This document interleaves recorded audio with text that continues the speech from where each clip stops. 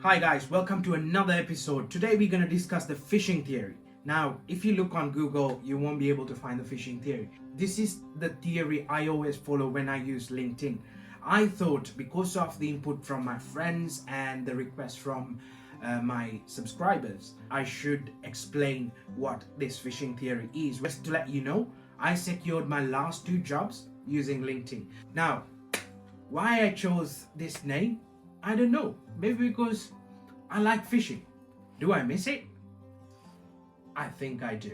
Anyway, today's conversation is going to be about three things. Like I said, it is going to be how we lay our hook and how we can understand our baits, and then how we can test the waters and secure our next job.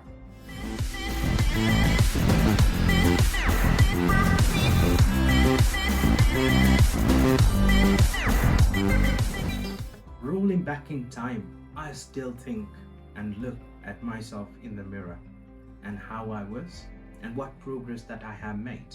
But to all myself, I would say, this is how I were. Angry, annoyed, and jobless. Starting to feel hopeless, wondering what it takes to make it, and if I have it or if I can even find it. Friends changing, time passing, learning the youth is not everlasting. Face changing, showing some aging, starting to feel the body aching. Looking at all the time taken, many roads could have but should have that were never taken. Searching for employment in a maze of internet searches and job applications. Getting red starting to stem with the same response with different logos and titles coming from different recruiters. So that's the past. So how we can learn from past and then how we can make the things better. I always treat myself as a brand because personal branding is a key thing for us to have. It is about your personality. It is about your stand as a human being on this planet. So why not using it to reach your next challenge? Now, like I said, I secured my last two jobs with LinkedIn. So the hook will contain how you can present yourself. Now, when you say you present yourself, the first starting point for the starters would be your profile picture. Now, there was a time that we needed Photoshop, and you think always, I'm not a Photoshop whiz, so how can I secure this job, or how can I update my profile picture with a professional looking photo? So in my example, I use my iPhone. So with the new iPhone, they introduced something called once you take the photo, you just can touch with your thumb or finger on the photo and it'll separate you from the background. You can extract that image and then you can use a free thumbnail creator. So there are some thumbnail creators on the App Store and even in Google Play Store for Android that you can use. Now the next thing, once you have created the profile picture, it's really important to stand out with the few words. It's like a newspaper. When you pick up the newspaper, the very first thing that you're going to look at will be the headlines, right? So just like the headlines, there is something that you can use in the LinkedIn. So that is the LinkedIn headline.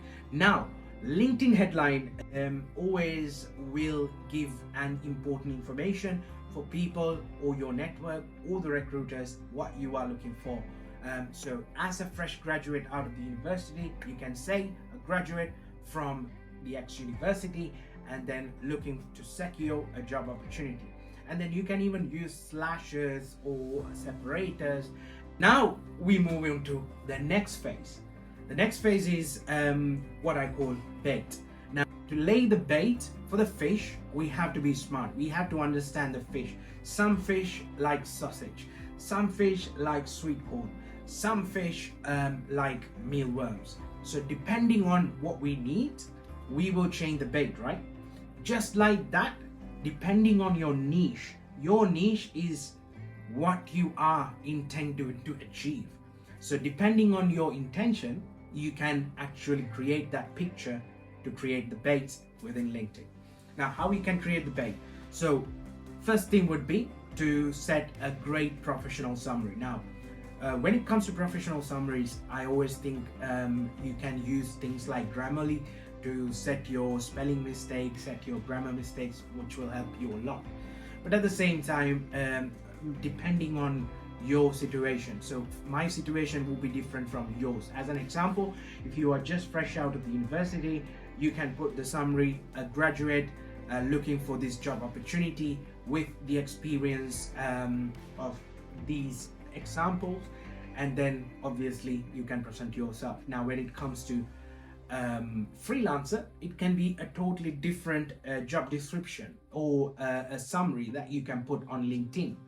So it is up to you to choose how you're going to put it, but understand what are the keywords, key elements that the recruiters are looking within you. And then once that professional summary is done, the next thing is how you can promote your work. So what you can do as a university student, if you have taken part in any voluntary work, if you have taken part in any experience days, and if you have done any unpaid experience jobs, all of them you can include. And if you have experience behind you, then you can decide, these experiences should go in because they are going to align with the job that I'm looking for. If not, I'm going to get rid of that because I have enough job experience behind my belt, so I just need to highlight them. Now, putting the job itself and the job role will not help you. The next thing you have to do is you can highlight the key things that you have used. So promoting the work history can be really good for your presence, but at the same time it's really important to understand the settings within that as well, right? Every time you put an experience, your network can see it. Now what you can do is you can always avoid them noticing your changes within your profile by setting them as not to notify the network. So it's a really important thing. Now in my example, I'm not looking for a job, so I don't need to do any changes for my notifications. Or am I looking for a job? That's a good question. So then when it comes to the next phase of the debate, that would be the recommendations and endorsements. Now, recommendations and endorsements play a huge part. Believe me on that. So my advice is, if you are in the university, if you are in the college, when you are leaving that place, find some great teachers, lecturers who are supporting you, especially your mentors and supervisors. If they are happy with your work, they will always be happy to come forward and give you an endorsement. So what you can do is, most of them are on LinkedIn. So what you can do, you can send a request through LinkedIn for them to give you a recommendation.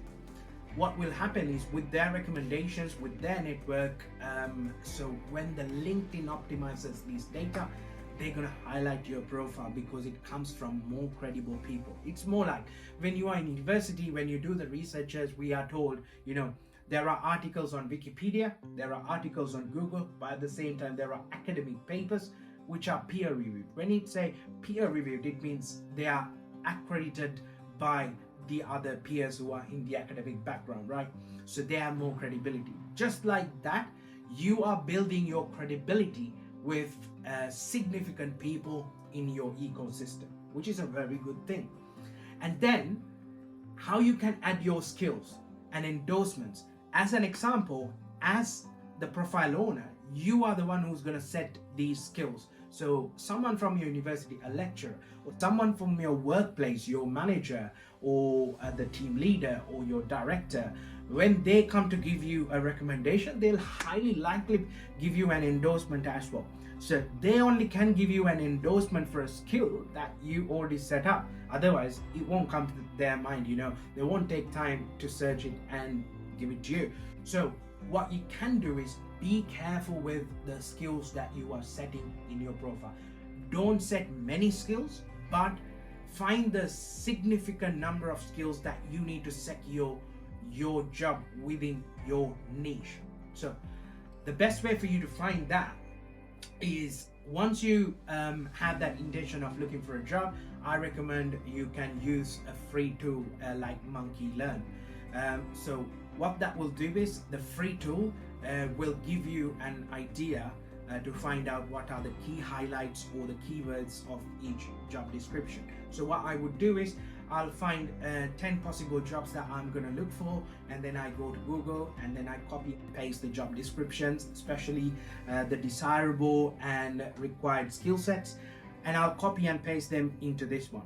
So with Monkey Learn, what that will do is it'll basically highlight what are the major keywords that comes from all these job descriptions. So that would be a great starting point for you to understand these are the skills that you need, and then how you can actually incorporate them into your profile, so that people who actually go into that will endorse you for them skills. And then sharing success.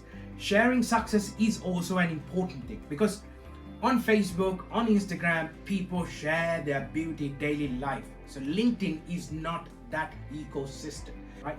And another good way is the articles. If you write newsletters, if you write articles, always share them on LinkedIn. So one thing I used to do in my university time, once the assignment is done, if it is a useful, commonly known subject, I always used to share it on LinkedIn once the document or the assignment is marked. So be careful with that. Otherwise, you can get plagiarized. You don't want to end up in there. So make sure that you share your success, you share your articles. That can be useful, credible information for the recruiter, especially if you are fresh out of university. You give yourself a great, strong chance. And then networking and groups. Obviously, once you find the niche, you know what you want, you know your passion, and there are people in the network who are sharing the similar interests, similar fashion, just like you.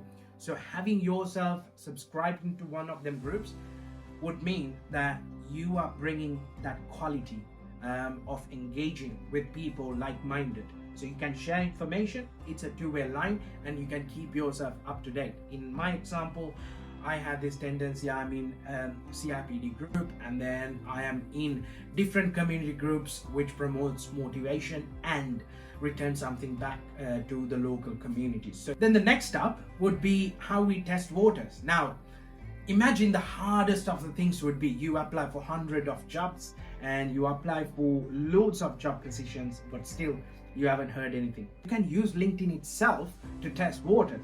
I'll tell you how you can use it. Once you secure your first interview, you can even find out information like about the company and who are your interviewers, because these days most of the time when they confirm the interview with you, they're going to tell you have your interview with these people or these two people. So once you have that information, go to LinkedIn and go to find out what you can do. So that will help you a lot. And then try to understand what their likings, what their dislikings are, because the people, they can actually say to you, you know what, it's more like stalking. Some people used to say that, you know, but thing is, it's a two-way channel, right? Most of the jobs and recruiters and job hunters, including the interviewers and the companies, they have a high tendency of checking out your LinkedIn profile before you go to that interview. They want to have a better understanding about yourself. How about you also do the same? You have a better understanding about them, their likes, their dislikes, and their understanding, what they published and what their intentions are on LinkedIn. That will set you a great foundation to face that interview. Now, you know how to use LinkedIn productively, and you know the fishing theory that I use to secure the last two jobs I had. I hope you enjoy the video. Now, for your information, I've always put the links in the below description. I hope you enjoy the video, and I hope that you will secure the job. If not, there is no word called no in your dictionary. It should always be yes, because we are yes tribe. So say yes and smile and nail your next challenge.